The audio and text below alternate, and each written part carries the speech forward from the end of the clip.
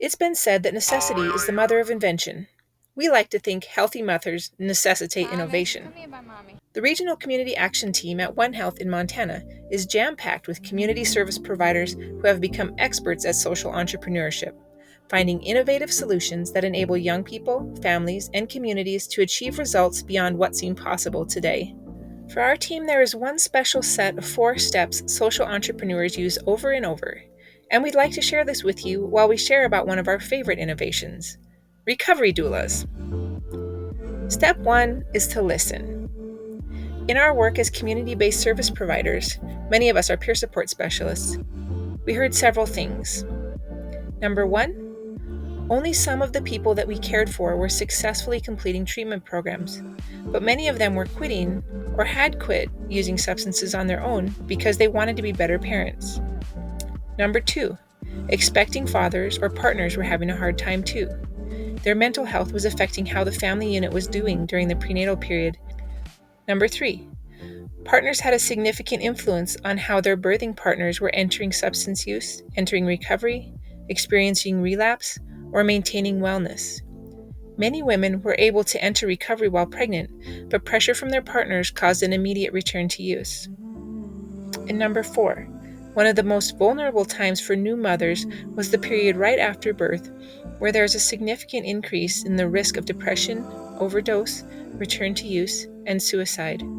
Our moms were showing up much too often as cases for the Maternal Mortality Review Board. Most of them left several children behind, and it was heartbreaking. After listening to these things in the environment where we work in our community, the next step we take is to humanize. The people we care for want to be good parents. They love their partners, and they need perinatal support. Step number 3 is to bet on the positive. The people we care for have dreams for their family life, and they want to work towards them.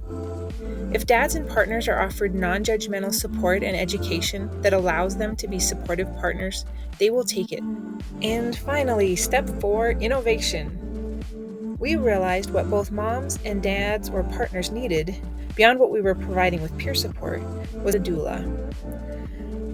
Because we're rural, there aren't hospitals in many of the counties where you can give birth, so residents have to travel to another county to have a baby. Many of our mamas traveled to have their babies alone in a place far from home. During COVID, our peers were not allowed into the hospitals to support their birthing clients, but other women were being attended by doulas. That's kind of when the aha moment happened. Peer supporters said, if we were doulas, we could be there for our clients during their most challenging moments. We could be physically in the dangerous gaps they're experiencing. If we were doulas, we could provide the same birthing education and support other people with means are hiring doulas to provide. If we were doulas, we could bring our lived experience to their birthing experiences and help advocate for women who experience stigma and have their choices taken from them. And here's the important part: the definition for doula is nearly identical to the definition for peer support. A doula provides social, emotional, and navigational support for a birthing mother during the perinatal period. The conclusion we came to is, we can't bill for doula services, so they aren't sustainable or attainable for our population.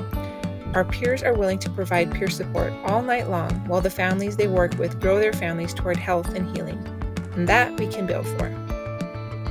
So we partnered with Tree of Life Doula Services because they happened to have a doula who identified as a person in recovery. And together we built a 1-year recovery doula certification training course that's available to any peer in Montana and soon to a few in Utah. Together, we looked at a broad range of doula course types and built off of the traditional training needed to support mothers in the perinatal period.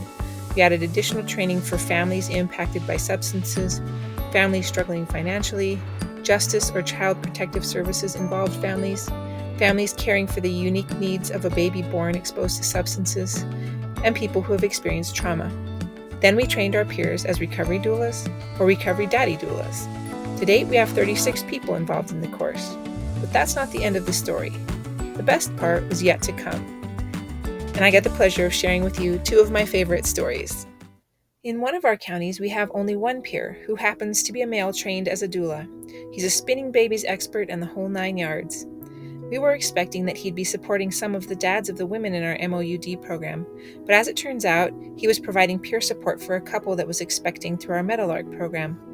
The partner ended up being incarcerated at the time when the baby was to be born, so the mother and the grandmother asked Ty to support them as a doula during the birth. Ty connected the mother with her partner by phone for the first half of the birth, and then provided traditional doula support to the mother for the remainder of the birth. The hospital called CPS to remove the child when it was born, and CPS said, "Nope, the baby gets to go home. We've been working with Ty and this family. Mama's in stable recovery. They have a plan of safe care, and Ty will be with them daily for the next 2 weeks. We have no concerns." The mom was able to breastfeed her baby, and the family is doing well. In another case, one of our recovery doulas who has lived experience with sexual abuse was able to provide support for a mom in a recovery program focused on women who have been trafficked. Sharing traumatic birth experiences because of sexual exploitation, the pair worked through all the expected triggers as they created a birth plan in the weeks prior to the big day. On the day of the birth, there were several tough things to get through. And that, friends, is where I have to stop today. Come find me for the rest of the story. So here's to all those who innovate for more life, more health, more hope, and more love. Thank you for all that you do in all the ways that you find to do it.